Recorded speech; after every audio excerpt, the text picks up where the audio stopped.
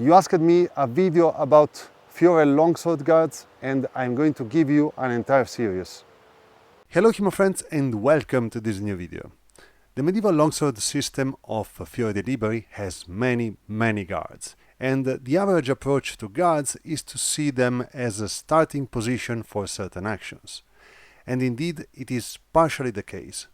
I say partially because guards are far more than this. Actually, the whole fighting is nothing more than moving from guard to guard with cuts, thrusts, parries, and so on. There is nothing beyond this, actually. In fact, guards are, for as simple as they may look, one of the most complex topics to approach while studying Fiore manuals. And so, here we are, with an entire series of videos dedicated to this topic. I will deliver you a video per guard, which will comprehend its variations, pros and cons, actions that you can deliver from them, and many other informations. But before we dive into our guards, I'll have to deliver you certain core concepts which you'll have to keep in mind while watching the videos of this series. These core concepts are necessary to understand most of the topics I'm going to touch during this series. The first core concept you need to have in mind while watching this series is that poste vary in form. So it doesn't matter if in the book you see a posta made in a specific fashion, with a specific foot forward, etc., etc. Of course, there are pros and cons on modifying a posta in a way or the other, so moving the sword closer or far away from the center line, or having a foot forward or the other. And we will explore all of these possibilities in the series. But it is crucial that you remember that you don't have to copy-paste the image of the book in a one-on-one way every single time.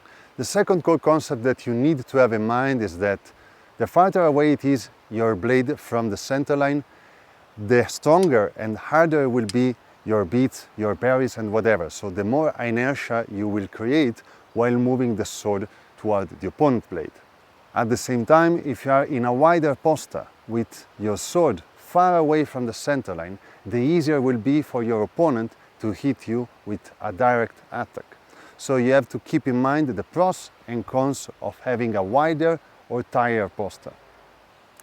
The third core concept that you have in mind is that your poste are just positions that connect your movement in the space. So every time you beat aside the opponent's blade, every time you parry the opponent's attack, every time you strike at the opponent, you are basically moving from posta to posta. Every single movement that you use while fighting happens to connect one posta to the other in a way or another.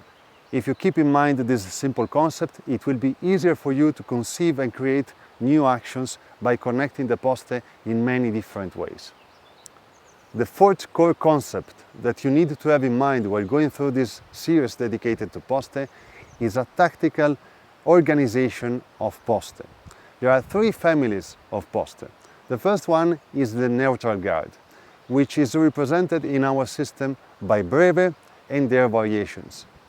Breve represents the neutral guard simply because it is a centered guard with the tip extended forward and the hands close to the body.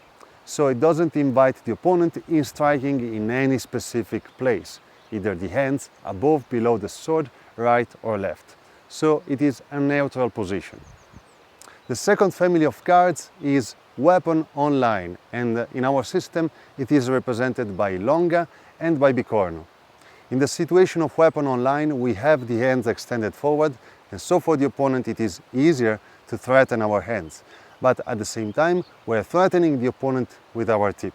While being in the situation of weapon online, it is generally easier also to take the bind with the opponent's sword.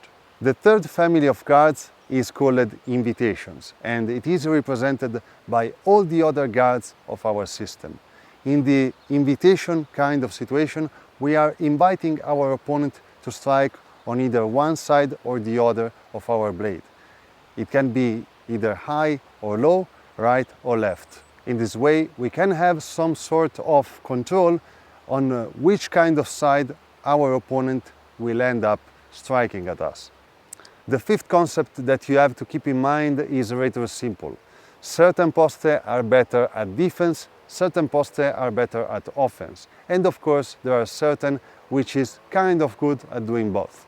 We will anyway go through all this kind of concept in every single video while exploring every single posta one by one.